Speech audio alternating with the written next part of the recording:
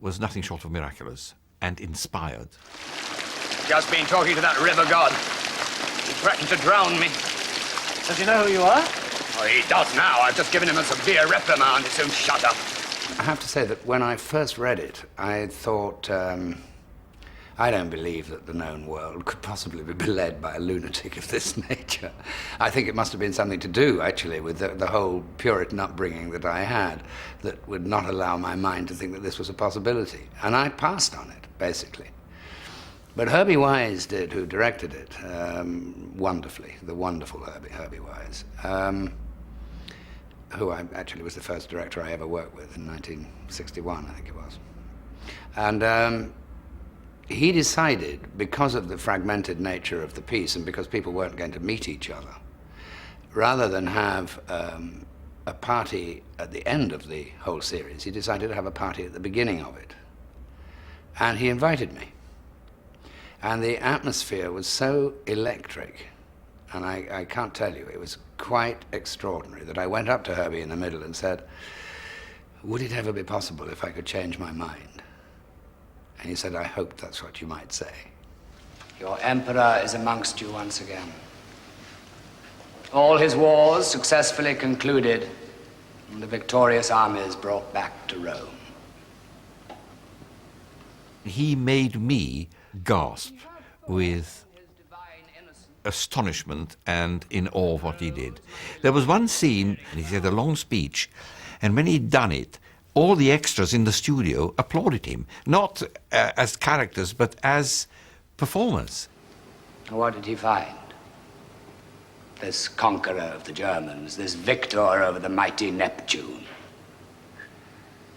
The streets empty of crowds and flowers, no triumphs awarded, no games, no celebrations.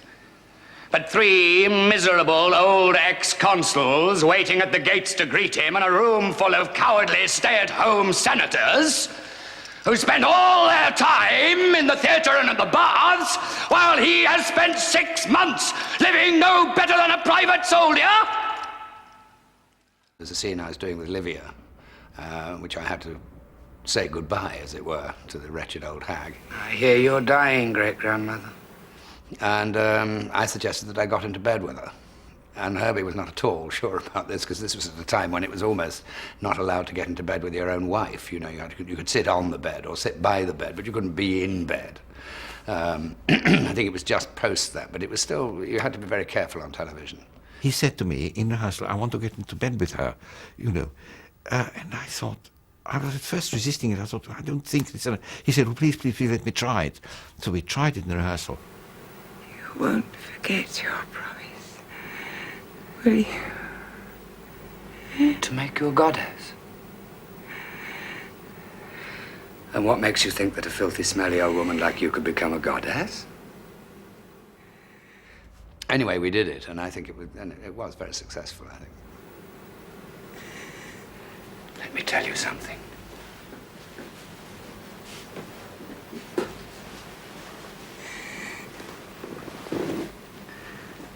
Thrasylus has made another prophecy. Told Tiberius. He said, one who is going to die soon will become the greatest god the world has ever known. No temple to be dedicated to anyone but him in the whole Roman world. Not even to Augustus. Do you know who that one is? Me. Me. I shall become the greatest god of all. And I shall look down on you, suffering all the torments of hell, and I shall say, leave her there. Leave her there forever and ever and ever.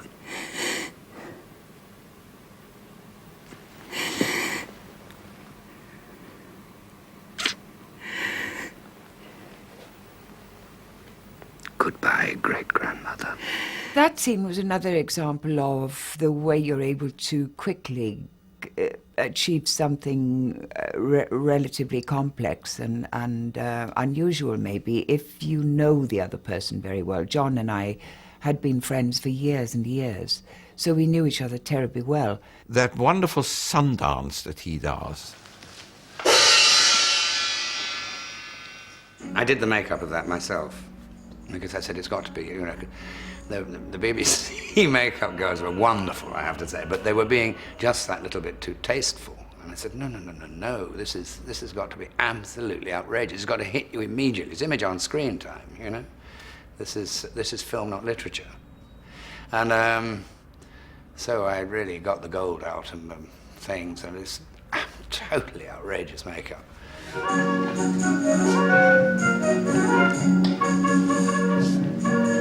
then she flits across the sky from star to star about. She lightens darkness where she flies and blows night's candles out. Watching Derek trying to deal with this as Claudius and trying to be diplomatic and know which way to go, because he had no idea which way Caligula could turn.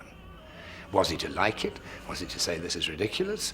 Was he to say this is a little over the top? But as always, Claudius chose to virtually worship him, so therefore got away with it. But watching that going on was hysterical too. Oh, God! Never have I witnessed a dance that gave me such profound spiritual joy. On the cruelty side was, of course, the thing where he disembowels his half-sister. He's so worried that the child of Zeus might turn out to be greater than Zeus.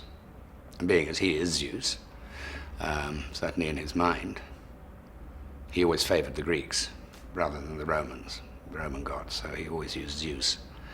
In his deeply distorted mind, he couldn't allow that to happen. Who am I? Zeus, Lord of Heaven, my husband. Who are you? The Queen of Heaven, your wife. Do you trust me? Oh, utterly, my lover, my lord. There'll be no pain, I promise. Pain? Why, what do you want to do, my angel? You know I can resist you nothing. When you consider now what you can get away with, I mean, the way I shot all this was shot from behind. She was kind of strung up in a bed. She was naked, but I shot it all from behind, so you didn't actually see what was happening. Lord and master wants. I must draw the child from the Queen of Heaven's womb and swallow it whole, so that a new child may grow out of the head of Zeus. Yes, darling. Draw it out. Let Zeus take the child and... Oh. Then let's go to bed. Our queen's very sleepy. What's that? What you going to do? There'll be no pain, I know it. Pain? But why should... Caligula? We are immortal gods. The makeup girls were so busy doing the makeup on her belly that there was nobody to look after John. So I put the blood on John's mouth and did John's makeup, ready for him to open the door and for me to see him. You saw some blood on the face of Caligula, and then when Claudius opens the door, I never actually showed what he saw, because the suggestion of what he saw was more powerful than the thing itself. But I'm afraid it got, again, I use the word butchered, by people who ought to have known better, and the scene now is somewhat attenuated, and it is a great regret because I haven't got the original. Don't go in there. Don't go in there.